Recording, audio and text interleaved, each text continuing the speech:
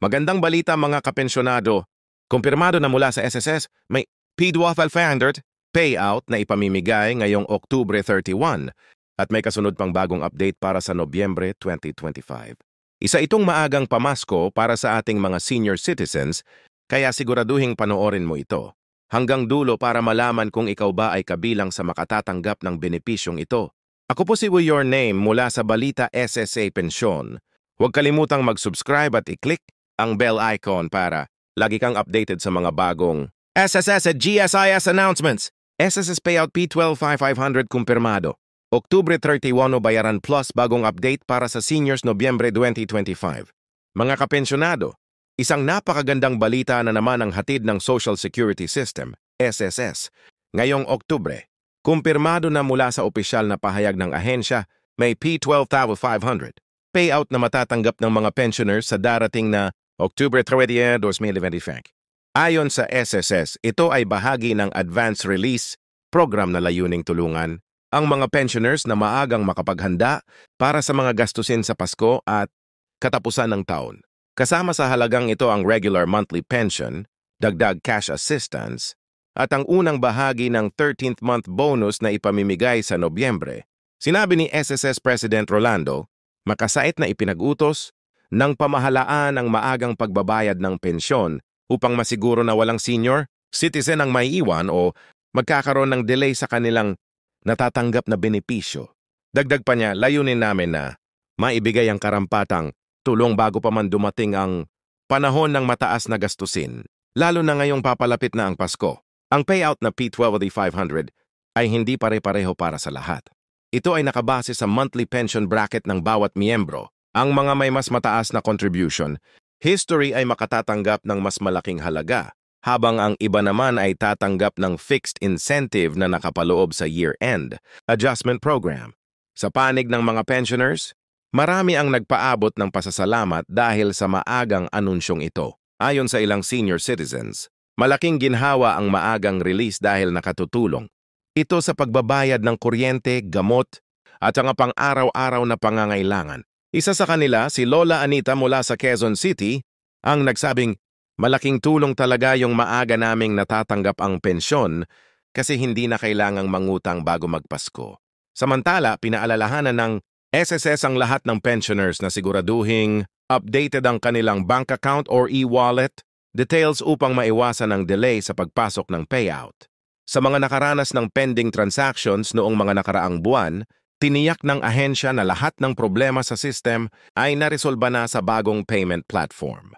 May dagdag ring paalala ang SSS para sa mga may loan balance or benefit adjustment dahil maaaring maapektuhan ang kabuang halaga ng matatanggap. Gayunpaman, tiniyak ng opisina na kahit pa may bawas sa loan, makatatanggap pa rin ng base pension at incentive bonus ang lahat ng active beneficiaries. Ngayon, pag-usapan naman natin ang isa pang malaking balita, ang bagong update para sa Nobyembre 2025 na siguradong ikatutuwa ng mga pensioners dahil may posibilidad ng karagdagang bonus at special release. Yan mismo ang tatalakayin natin sa part 2 ng video na ito. SSS Payout P12,500 kumpirmado. Oktubre 31 bayaran plus bagong update para sa seniors Nobyembre 2025.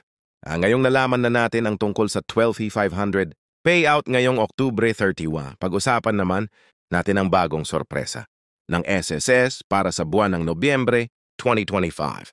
Ayon sa pinakahuling anunsyo, kasunod ng Oktubre release ay ang early crediting ng November pension at ang partial 13th month bonus na inaasahang ipapasok sa unang linggo ng Nobyembre.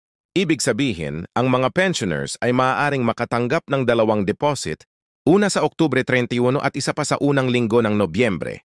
Dagdag pa rito, may inilabas ang SSS na bagong memo tungkol sa adjusted computation system para sa mga pensioners na may long-term contribution history.